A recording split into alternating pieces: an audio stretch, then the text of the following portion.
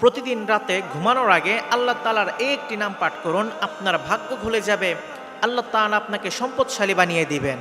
সম্মানিত প্রিয় ভাই ও বোনেরা, দিন শেষে মানুষ সবচেয়ে বেশি চিন্তায় পড়ে যায় রিজিক নিয়ে, সংসারের খরচ নিয়ে, ঋণ আর দায় দেনা নিয়ে। অনেক সময় চেষ্টা আছে কিন্তু বরকত নেই। এক দিক দিয়ে টাকা আসে, আরেক দিক দিয়ে বের হয়ে যায়। মনে হয় এই দুশ্চিন্তা বুঝি আর শেষ হবে না। ঠিক এই অবস্থায় রাতে ঘুমানোর আগে আল্লাহ তাআলার এই একটি নাম পাঠ করুন, ইনশাআল্লাহ আল্লাহ তাআলা রিজিকের দরজা খুলে দিবেন। একটা কথা মনে রাখবেন, সব কিছুর ভান্ডার আল্লাহ তাআলার কাছে রয়েছে।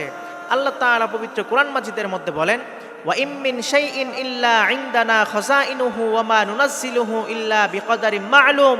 সব কিছুর ভান্ডার আমার কাছে রয়েছে আর আমি তা সুনির্দিষ্ট পরিমাণে নাজিল করে থাকি। আল্লাহ তাআলা কোরআনের আরেক জায়গায় বলেন, ওয়া আন্নাহু হুয়া আগনা ওয়া আকনা। তিনি প্রাচুর্য দান করেন এবং অভাবমুক্ত করেন। এই আয়াত থেকে বোঝা যায় আল্লাহ তাআলা মানুষকে অভাবমুক্ত করেন এবং মানুষকে ধন সম্পদ দান করেন। সুতরাং যাদের মাথায় ঋণের বোঝা রয়েছে, অভাব অনটন দূর হচ্ছে না, একের পর এক বিপদ লেগেই আছে, আপনারা রাতে ঘুমানোর আগে আল্লাহ তাআলার এই একটি নাম পাঠ করুন। আল্লাহ তাআলা আপনাদেরকে এত কিছু দান করবেন যা আপনি কল্পনাও করতে পারবেন না। আমলটি কিভাবে করবেন? প্রথমে সুন্দর করে ওযু করবেন, এরপর বিছানায় বসে 3 বার ইস্তেগফার পাঠ করবেন, 3 বার দুরূদ শরীফ পাঠ করবেন।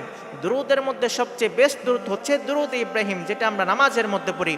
এই দুরূদটি 3 বার পাঠ করবেন। এরপর 100 বার আল্লাহ তাআলার এই পবিত্র নামটি পাঠ করবেন। সেই নামটি হলো ইয়া মুগনিয়্যু ইয়া মুগনিয়্যু।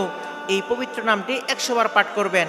আপনি যদি রাতে ঘুমানোর আগে এই একটি আমল করতে পারেন, ইনশাআল্লাহ আল্লাহ তাআলা রিজিকের মধ্যে বরকত দান করবেন, অভাব অনটন দূর করে দিবেন, ঋণ পরিশোধ করার ব্যবস্থা করে দিবেন, এমনকি আপনাকে সম্পদশালী বানিয়ে দিবেন।